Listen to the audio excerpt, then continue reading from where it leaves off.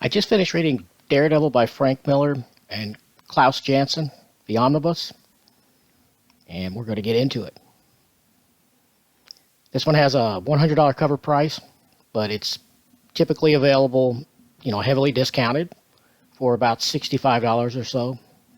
Now, this one, I do have the original edition, so this one is totally out of print, but a new printing is coming real soon, so I thought it'd be a good time to review it, and I've been wanting to read it, so here we go.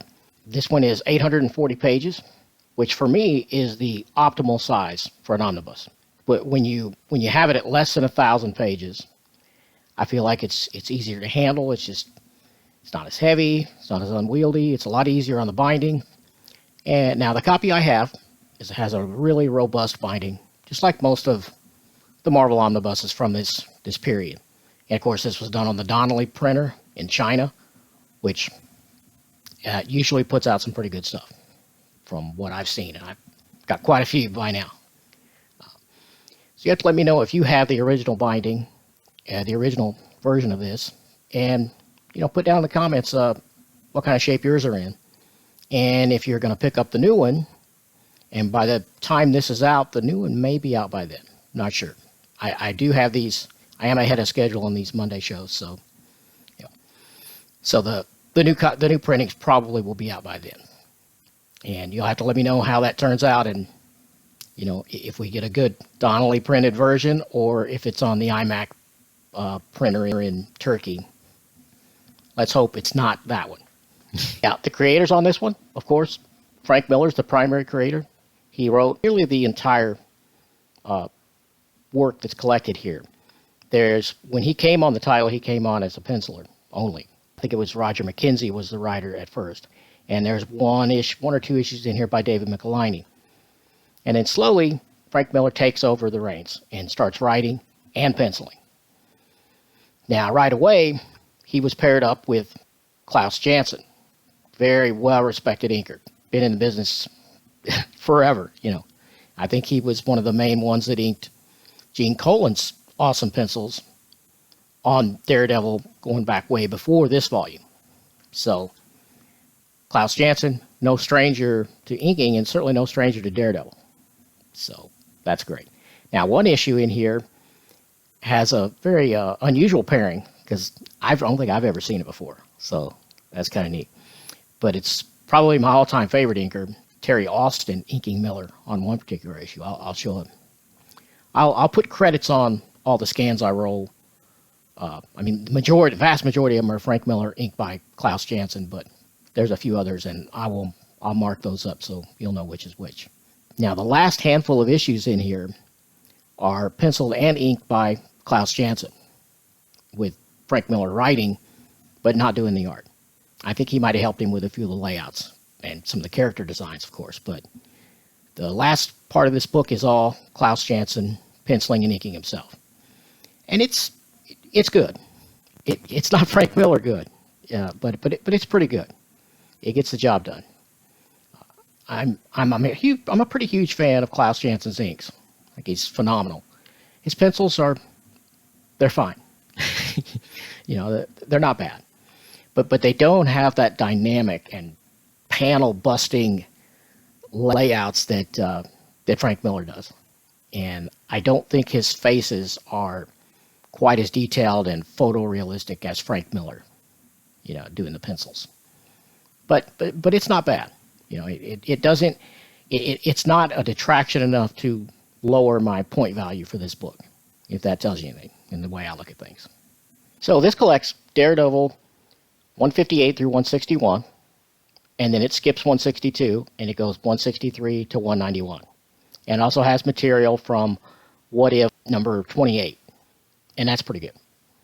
Now, so basically you're getting, in this one omnibus, you're getting the complete Frank Miller Daredevil, at least the beginning of it.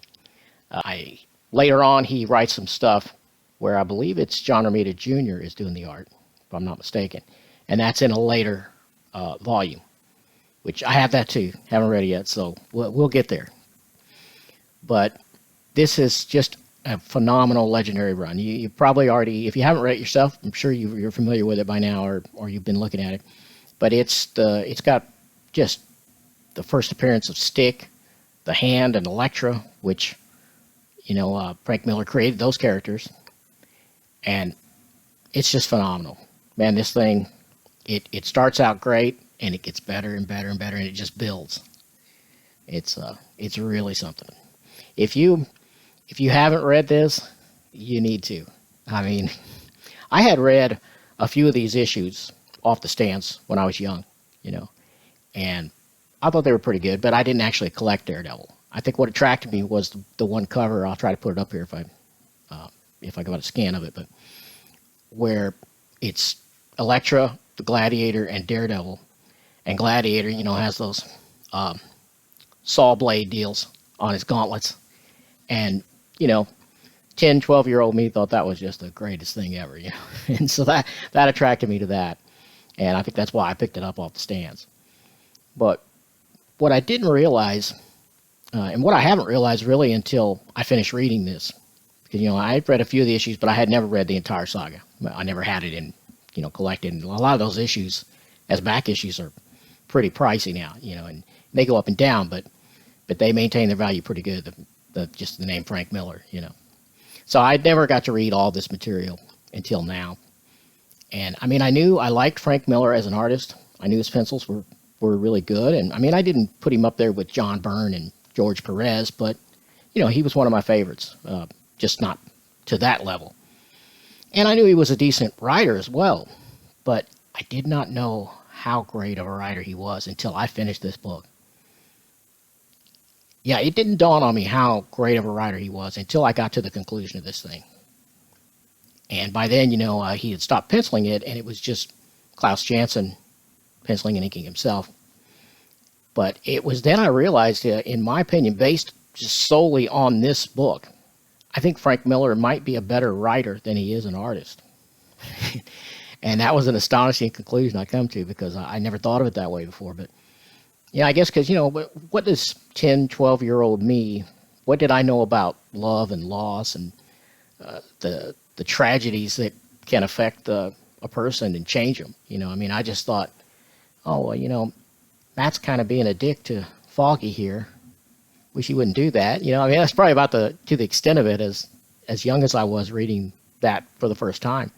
And I read it now, and I realize what can drive a person to be a dick to their best friend, the tragedies in their life and the longings he had for Elektra. And, oh, man, it's really, really powerful stuff. Quite powerful writing. And it's another example where someone elevates the medium. You're talking about a superhero comic, but we're delving into some super emotional stuff and powerful, powerful storytelling. So, yeah, I was pleasantly shocked to come to that conclusion, for me anyway, that Miller was such a fantastic writer. I mean, the depth he has here dealing with these issues, and it's fantastic. It's a must-have. This is 10 out of 10. You've probably seen that coming if you've watched my other stuff, but yeah, it's absolutely a 10 out of 10. And I mean, I'm sure you've been looking at the scans through here. His use of blacks and negative spaces and all that is just spectacular. So, and another thing that I did not realize before, I mean, I kind of had an idea, but I didn't really know, was how much everyone has stolen from Frank Miller, or Frank Miller's Daredevil specifically. Maybe not stolen, maybe stolen's the wrong word, but how much of it they have riffed off of and built off of over the years.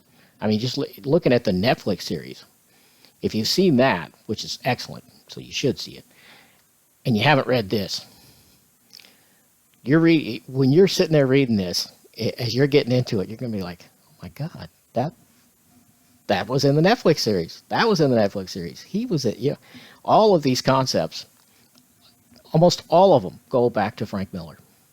So get this. If you can find the edition now, do it.